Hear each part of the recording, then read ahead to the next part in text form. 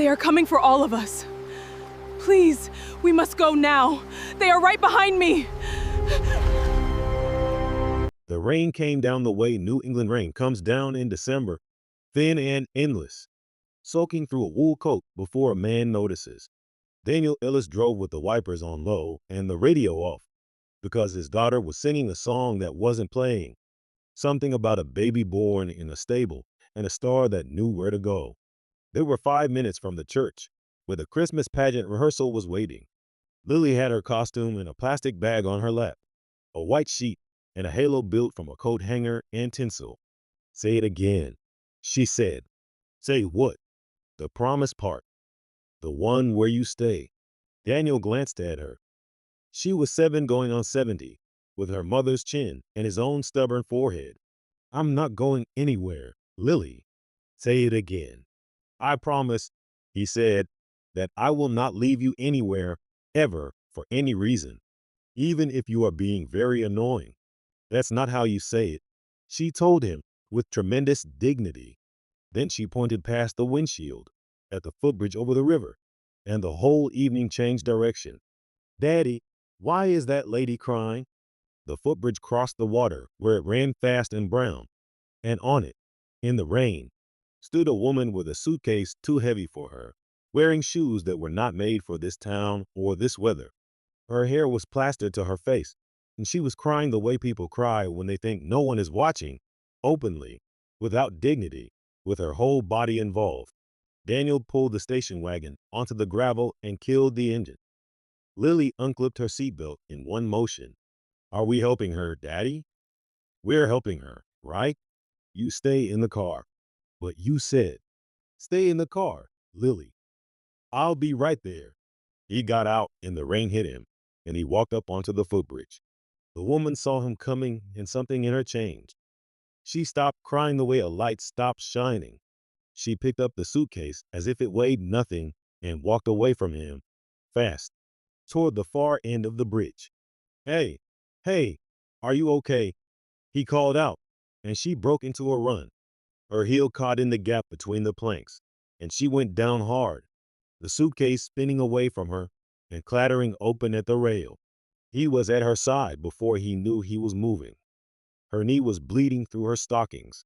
She was trying to gather what had spilled: papers, a scarf, a blue envelope, and she would not look at him.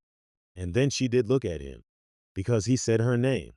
He did not mean to say it. He had not said it out loud in years. Not in the empty house, not at the cemetery, not once. It came out of him the way breath comes out of a man who has been underwater. "Elena." She went still, the way animals go still when the light changes. "Daniel." 11 years, he said. 11 years, and you're running. In the rain, with a suitcase. You ran. That's what you do." She did not argue. She sat back on her heels in the mud and let the rain hit her. Behind them on the gravel, a small voice called out that it was okay. "Daddy." She was just checking. Elena looked past his shoulder at the little girl in the white sheet and the tinsel halo climbing down out of the station wagon with her boots only half on. Daniel saw the color leave Elena's face so completely that for a second he thought she would fall into the river. "Is she lost, Daddy?" Lily asked, coming up the path, because when somebody was crying, Lily could never walk past. He had taught her that himself, one autumn afternoon at his mother's grave, when Lily was 4 years old, sitting on the grass with her small legs straight out in front of her. The lesson had rooted in her like a vine and never once let go. Elena stared at the child, her mouth open and closed. She looked at Daniel, and what was in her eyes was not guilt. It was the look of a woman reading a headstone that carried her own name. "What's her name?" she whispered. "Why do you want to know my daughter's name?" "Please." Lily answered for herself, stepping forward, dripping, holding out a hand that was too polite and too small. "I'm Lily. Lily Ellis. I'm in the pageant. I'm the angel."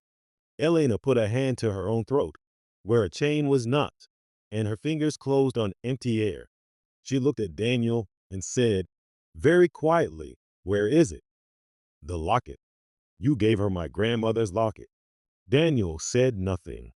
Lily, with the unerring instinct of children for the thing that matters, lifted the silver locket from under her collar and held it out on its chain. Inside the locket was a photograph, a tiny one, creased and faded, of a young woman laughing on a riverbank, hair wild, holding up a fish she had almost certainly just been dared to kiss. Daniel had never told Lily who the woman in the photograph was. He had only ever said, "That is someone who loved you very much. She watches over you." The child had accepted this the way children accept gravity. Eleanor's fingers brushed the locket, touched the photograph, and she made a sound that was not quite a cry and not quite a word. Then she looked up at Daniel, and her voice was the voice of someone confessing to a crime she did not commit. "Daniel, I have to tell you something. You have to know I didn't know. I swear to you, I didn't know she was alive." He stepped back as if she had produced a knife. "What are you talking about?" "The baby." She said it like a stone was caught in her throat. "They told me she died. The morning after she was born, I woke up, and my father was there, and he had a piece of paper, a death certificate, and the ink was still wet. I remember thinking, who signs a death certificate in ink that's still wet?" He said she didn't make it through the night, and I was too weak. I was too drugged. I signed what he put in front of me, Daniel. I signed my own child's death. And then, when I could stand, he told me you were gone, that you had taken the bus, that you blamed me, that you never wanted to see me again. And I believed him. I believed him for 11 years. I brought flowers to a grave that was empty, Daniel. I mourned a daughter who was eating gingerbread at a school fair. The wind moved the rain sideways. The blue envelope on the wooden planks had come open, and Daniel could see, printed in the cold official block letters of the state of Ohio, the word "certified duplicate of record." He could also see his daughter's face, wet and patient, and he understood that she had been listening to every word he and this woman had spoken. Children hear everything, and there is no one hearing any of it.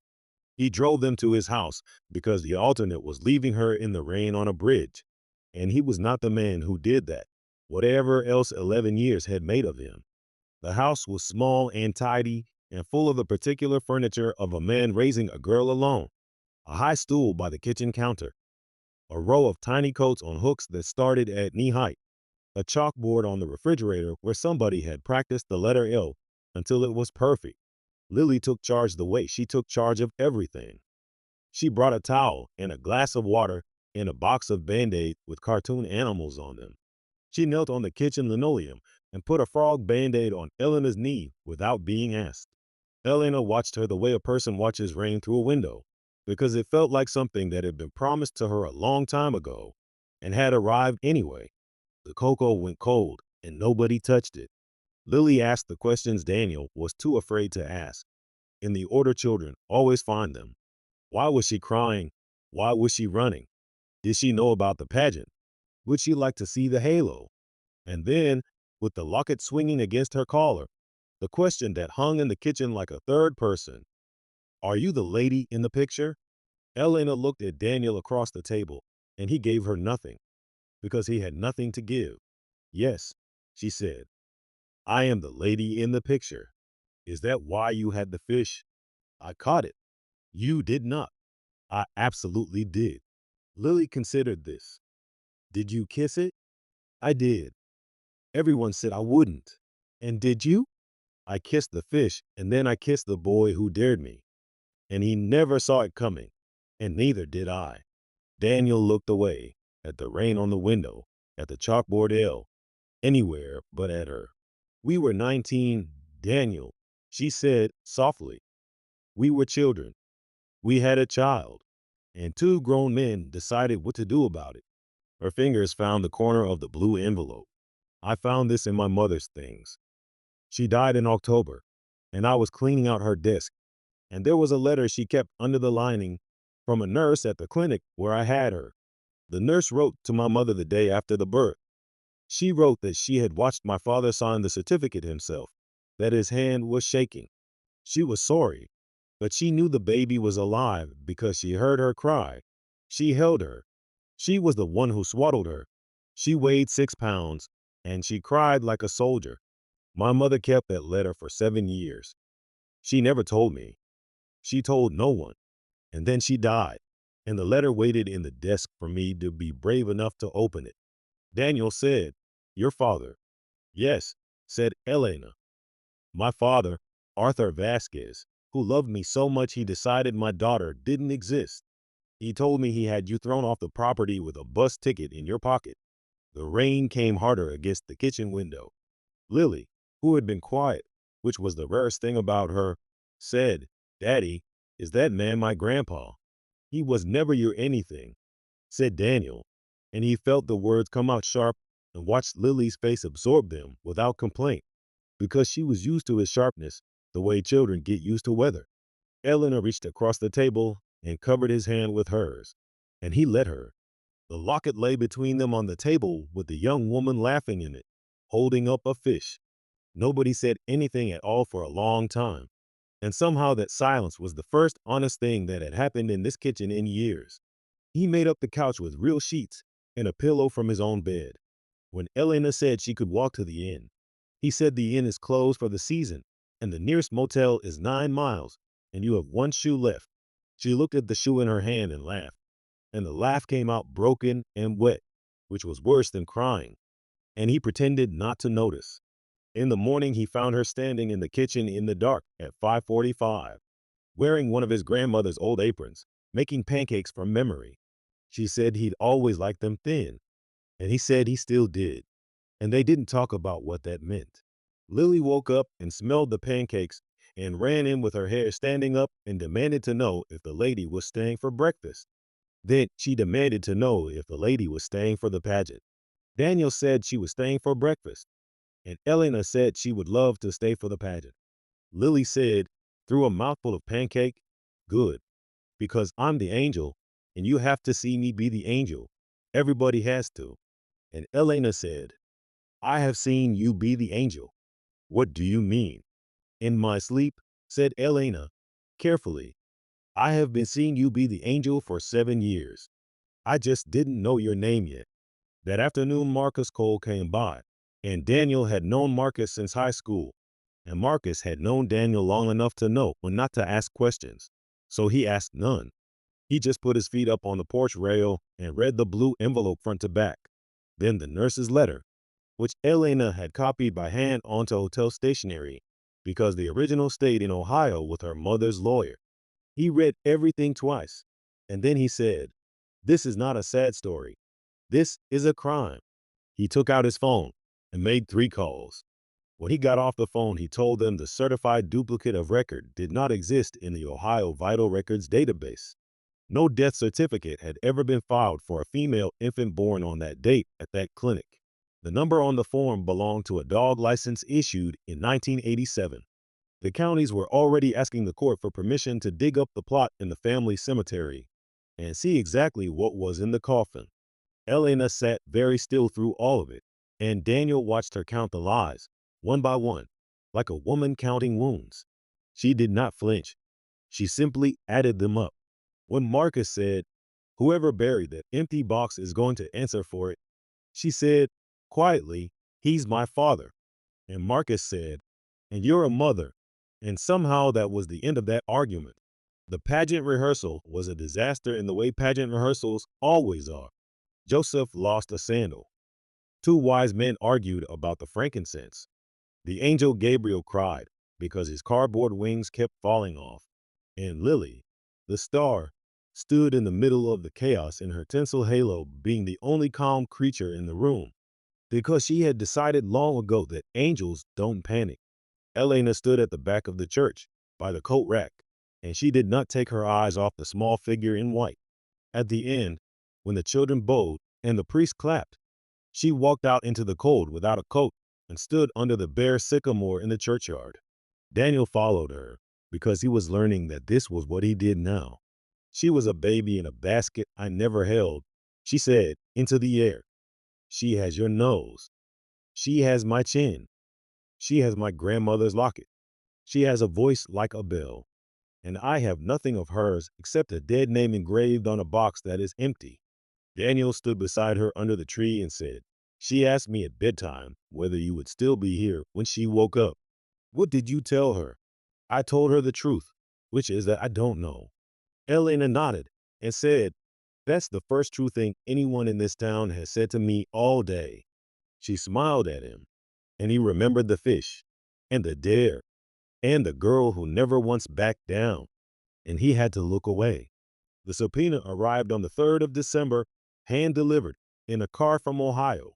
It was addressed to Daniel Ellis and Elena Vasquez, and it asked them to appear before the family court of Cuyahoga County for a hearing on a petition for grandparent visitation filed by Arthur Vasquez.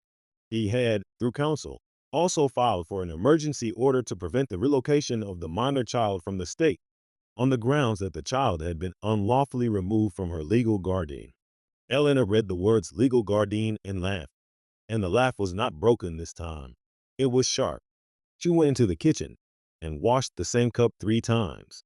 Daniel heard the cup go into the sink, and then the silence, and he went to the doorway. She was standing there with her back to him, and her hands gripping the counter. "He is suing me," she said, "for the right to see my own child, after he buried her alive on paper. He wants a visitation schedule. He wants Christmas. He wants to sit in a living room and watch her open gifts, and I am supposed to sit across from him and pass the pie. He will not win," Daniel said. "He has never lost," she said. "He has never once lost, Daniel. He is the kind of man the world believes, because he wears good suits and gives money to the church and says the word family like it costs him something." Daniel said nothing, because she was not wrong, and because he knew she knew her father better than anyone alive, and because that was exactly what scared him. They drove to Ohio together because there was no other way to do it. Lily sat in the back seat between them with her halo in a bag on her lap because she refused to leave it, and she sang the song about the star all the way through Connecticut. Elena slept with her head against the window. Daniel watched the mile markers and thought about the last time he had been on this road, 20 years old and ruined, and a bus, and a ticket, and a boy who had believed the worst of the girl he loved because her father told him to. The shame of it sat in his chest the whole way, heavy and familiar as luggage. They stayed at a motel 2 blocks from the courthouse. At night, Daniel lay awake listening to the radiator and the highway, and the sound of Elena reading to Lily in the next room, her voice low and calm, Lily's voice high and bright. He could not remember the last time his daughter had laughed so much in a single evening. He could not remember the last time the room next door had been quiet because someone was reading to a child. He put his arm over his eyes and let himself feel the size of what had been taken from them and the size of what was standing in the hallway outside his door. And he did not sleep. The courthouse was old and marble and smelled of floor wax in winter. The family court was on the 3rd floor, and the corridor was full of people holding folders and children holding hands. Daniel watched Arthur Vasquez come down the hall before Arthur saw him. Tall, silver-haired, immaculate, walking with a cane he did not appear to need, and 2 lawyers behind him carrying more paper than the clerk's office. Elena went still beside Daniel the way she had gone still on the bridge. She did not look at her father, and her father did not look at her, and they passed each other in the corridor like 2 ships that had decided a long time ago not to see each other. Lily tugged Daniel's sleeve and said, "Daddy, that man looked at me." "He looked at you, honey." "Did you see him?" Lily nodded. "He looked at me like I was a piece of paper." Daniel felt the hair go up on his arms because she had described precisely, without knowing it, the thing he had been trying to put words to for 11 years. The courtroom was small, and the judge was a woman with gray hair and reading glasses on a chain. Her nameplate said Holloway. She read the file for a long time before she looked up, and when she looked up, she looked at Lily first. Lily was sitting in the front row in her coat, holding her halo flat on her lap. The judge's face did not move, but something in her eyes did, and Daniel would remember that look later when it mattered. The lawyers did what lawyers do. They argued about jurisdiction and standing and the definition of maternal grandfather.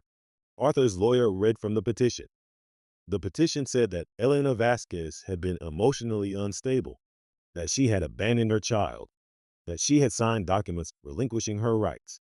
Marcus Cole, who had driven 9 hours to stand beside an old friend, asked the court for permission to enter 3 exhibits. Exhibit A was the blue envelope, the certified duplicate of record, the death certificate that did not exist in any registry. Exhibit B was the letter from the nurse, Ruth Callahan, who was in the hallway in a wheelchair, 79 years old, waiting to tell a judge what she had seen through a cracked door in a clinic in Ohio. 26 years as a labor and delivery nurse, and she remembered the ink. She would never forget the ink. She had never seen a man write a death certificate for a living child with his own hand, while the child screamed in the next room. I told the girl's mother, "Miss, I told your mother," and your mother folded her hands and said nothing. And I have carried that silence for 26 years, and I am done carrying it. The courtroom went very quiet, and the judge removed her glasses. "And who is the child, nurse?" said the judge. "The child is the little girl in the front row with the halo, Your Honor. She weighed 6 pounds, and she cried like a soldier." Exhibit C was a school drawing, entered over the objection of Arthur's counsel. It had been folded in thirds and smoothed out very carefully. It showed a family standing by a river under a bare tree at Christmas. A tall man with dark hair, a little girl with a yellow halo, a woman with yellow hair. Ems. Alvarez, the second-grade teacher, had called Daniel in November to say she did not know what to do with it. Lily drew the same picture every day. The woman's hair was always yellow. The man was always holding a fish. Nobody had a face. Daniel had said thank you and had not said anything else because what else was there to say? The judge held the drawing for a long moment. She looked at Lily in the front row. She looked at the drawing again. "I am going to ask you a question, Mr. Vasquez," she said, "and I want you to answer it carefully. That child in the front row drew a family with 4 people in it, and I want to know why the 4th person has no face."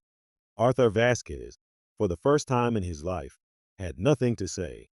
His lawyer rose to object, and the judge said, in a voice like cold water, "Sit down, counsel." Everyone in the room knew that the whole shape of the case had changed. The DNA envelope was entered on the second morning, when the snow had started. A small white envelope that Marcus opened with a letter opener the court provided. The clerk read the finding aloud to the room. Daniel watched Elena's hands, small and still on the table in front of her. He watched the smallest movement in her shoulders, and he realized she was crying without making a sound, the way people do when they have learned to cry quietly in houses where crying was not allowed. He reached over and put his hand on top of hers, and she turned her hand over and held on. Across the room, Arthur Vasquez sat with his cane across his knees and looked at neither of them. The judge read the report and then read the nurse's letter again. Then she looked at the pile of paper and took off her reading glasses and let them swing against her chest. "I am going to say something that I will not put in the record," she said, "because this court is not a pulpit. I buried a daughter. In 1998, I buried a daughter, and there is not a day I would not trade everything I own to see her walk through that door and tell me she had been alive all along and angry at me, because anger is a kind of proof. And so I will tell you plainly, Mr. Vasquez, what I think of your petition, and what I think of the man who signs a death certificate for a living child, and what I think of the empty box in the ground that was bought with a dead dog's number on a form. Then I will put the law on top of it, because the law is all I am allowed to give this family. You are denied. Every request in your petition is denied, permanently, and this court orders the record transmitted to the district attorney's office this afternoon. You will remain in this courtroom until the marshal escorts you out, because I want you to sit here and watch the family you tried to erase walk out of this building without you." Arthur Vasquez was helped from the courtroom an hour later, past the bench where Lily sat with her halo in her lap. Whatever he saw in her face, he did not speak it, and the hallway swallowed him. Elena stood at the window of the third-floor corridor with snow coming down against the glass. and Daniel stood behind her. Lily came and took her hand. Elena looked down at the little girl and said, I don't know how to be your mother. I have had 7 years of practice being your ghost and none at all being your mother. Lily said, That's okay.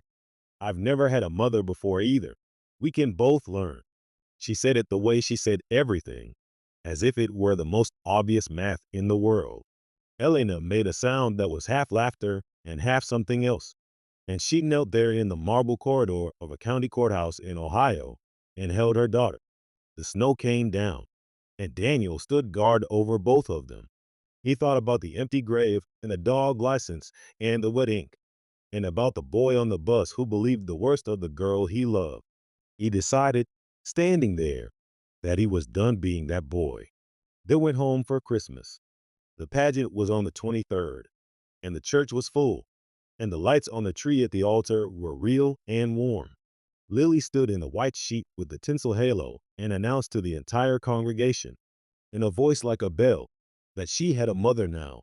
Her mother was the lady with the yellow hair in the second row. You could not see the lady's face clearly, but the lady was holding a handkerchief, and the whole church laughed, and the priest did not try to stop it, because there was no stopping it. Afterward, in the churchyard, under the bare sycamore, Elena said, She told me every single person who asked was going to hear about the yellow hair. Daniel said, She is very thorough. She is very much like you, said Elena. She is very much like you, said Daniel. They stood there arguing affectionately about whose daughter she was until Lily appeared between them demanding to know, with her halo askew, whether they had seen the angel. They said they had, and she reported that the angel had seen them too. Christmas morning came in with a thin gray light and the smell of pine and pancake batter. The gifts under the tree were arranged in a circle the way Lily arranged everything, in order of height. The smallest box had her name on it, and inside was a silver locket on a new chain. The photograph inside was the same creased photograph of the young woman with the fish. Beside it, newly added, a second small photograph of a little girl in a tinsel halo, squinting at a camera. Elena watched Lily open it, and Lily held it up and said, Now the lady in the picture has someone to watch over her too. Elena put her hand over her mouth, and Daniel looked at the ceiling, and the ceiling was wet. Lily, who noticed everything, said, Daddy, are you crying? No, I'm making pancakes. You're crying. The onions. There are no onions in pancakes, Daddy. The three of them laughed until the pancakes were cold. In the afternoon, they walked down to the river, the three of them, because Lily had demanded a fishing rod for Christmas and had already announced that she was going to catch something that had to be kissed. The footbridge was slippery and the water ran fast and brown the way it always did. Somewhere under the ice of this same river, a 19-year-old girl had once held up a fish and dared an older boy to kiss her, and he had, and the world had gone on and made a child. The child was standing on the bridge now with a fishing line in the water and her halo in her pocket. Elena stood beside Daniel with the locket warm against her collar. I used to think this river was the place where my life ended, she said.